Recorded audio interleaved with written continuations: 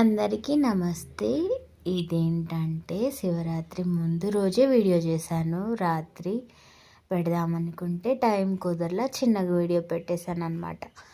అయితే సాటర్డే రోజు కూడా నేను శనివారం పూజ చేసుకుంటాను అనమాట. వెంకటేశ్వర స్వామికి ఎప్పుడు చేసుకుంటాను.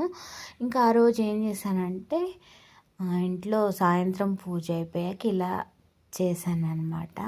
మంచు శివలింగం డ్రీఫీస్లో గిన్నెల్లో వాటర్ పెట్టేసి గ్లాస్లో ఇంక ఇలా అయితే శివలింగం తయారు చేస్తున్నాను అనమాట.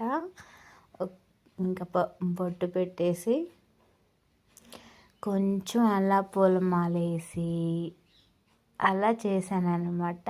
చూస్తుంటే ఎంత బాగా అనిపించిందో, చూస్తూనే ఉండాలనిపించేలా ఉందన్నమాట.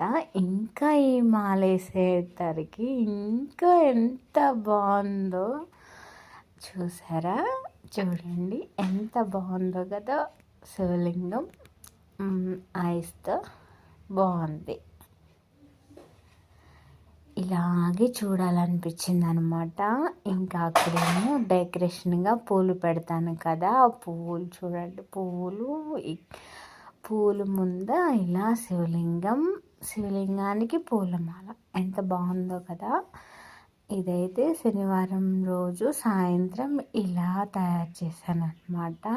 ఇప్పుడు ఇది అయిపోయాక పొద్దున్నే శివరాత్రికి ఏం చేశానంటే పొద్దున్నే లేసాను 5:30కి. ఇల్లు అన్నీ తుడిచేసి ఇంకా పూజ చేసుకుని మళ్ళీ గుడికి వెళ్ళామన్నమాట. ఇదైతే ఇంకా పూజ అనమాట. పూలు దొరికిన వరకు కోసుకొచ్చుకున్నాను, బయటికి అయితే పంపించలేదన్నమాట. వెళ్ళి మాలలు తెచ్చుకుందాం అనుకున్నాను. శనివారం రోజు పూజ వీడియో కూడా పెట్టాను. వెంకటేశ్వర స్వామికి వేసే కదా, అలాగే దండు గుచ్చుకుని పెట్టాను అనమాట. ఇంకా శివలింగం తయారు చేసేటప్పుడు ఒక దండు చూపించే కదా, ఒకటి గుడికి ఒకటేమో ఇంట్లో శివయ్య పటానికి అనమాట తయారు చేశాను. పూజ చేసుకుని ఇంకా పూజ అయిపోయాక గుడికి వెళ్ళాము. పిల్లల్ని తీసుకుని గుడికి వెళ్ళాను అనమాట. శివలింగం దగ్గర చాలామంది ఉన్నారు. ఇంకా అక్కడ పూజ అయిపోయింది. అంటే గుడి బయట ఒక పక్కన ఒక సైడ్న శివలింగం ఉండిద్ది అనమాట.